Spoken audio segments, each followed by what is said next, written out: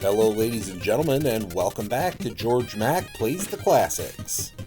Put an end to bootleggers and honest businessmen in the Untouchables. Based on the movie of the same name, it's up to Elliot Ness and his crew to stand up to Al Capone in this Prohibition-era-based shooter. Can you make it through 7 scenes and put an end to the wave of organized crime? You begin in the alleyways in a shootout with unsavory-looking characters. They pop out of windows and shoot at you. You're equipped with a shotgun, which offers you 2 shots before you need to duck behind the building and reload. There are several windows and doors that the mobsters can pop out of. You then have to move your very slow cursor to the bad guys before they pop back in the building.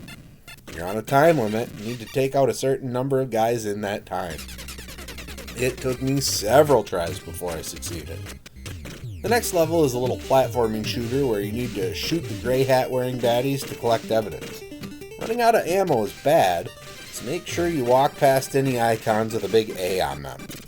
You'll be jumping up boxes awkwardly throughout this level. Again, you have to beat the time limit. Scene 3 is one of the most irritating levels I've come across. You're rolling left and right while trying to shoot bottles of booze to collect evidence. There are no crosshairs, so you need to constantly shoot to see where you're aiming. Move your aim too far and you do a little roll, messing yourself up. The bottles appear at random spots, meaning you need to hope for some good luck to beat the time limit. All the while, a countless number of thugs are shooting at you, draining your health. If your life bar empties, you switch to your next man. But if Ness dies, it's game over even if you win the level. Therefore, you need to remember to press the select button to change characters before they die and allow them to regenerate. Scene 4 sends you back to the alleys, and you can take any time you have left to the next street. Scene 5 sends you to a railway station where a baby carriage is moving forward. You need to guide it through the level while you're being shot at by purple-clad enemies. If the carriage gets stopped by an obstacle, you lose. You'll play the level a lot learning the layout for one good run. Continues are unlimited, so you can keep trying until you get it. Man, these guys are shooting a baby. Scene 6 gives you one chance at saving a hostage. The bad guy moves back and forth with the hostage held in front of him. You need to raise your gun and blow him away before he takes out your witness. If you die, you're sent back to the baby carriage level, which is not fun. Luckily, you're given the opportunity to practice the level before giving it a shot. The last level has you on the rooftop where you need to shoot Hitman Frank Nitti many times. You can reload, but have to be behind a wall to do it.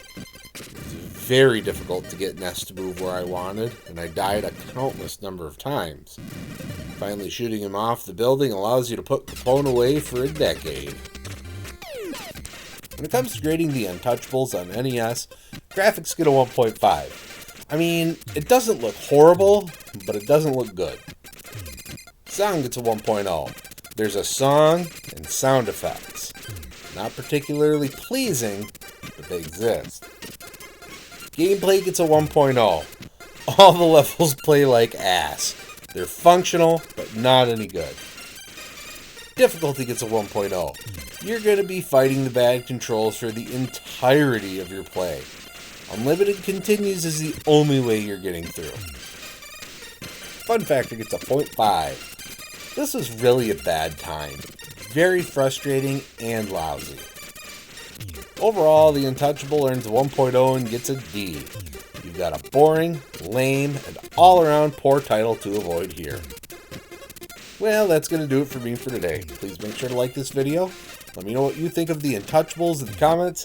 And please subscribe to Head Drop Productions here on YouTube, because we want you here for each and every video we release. Because it is your destiny.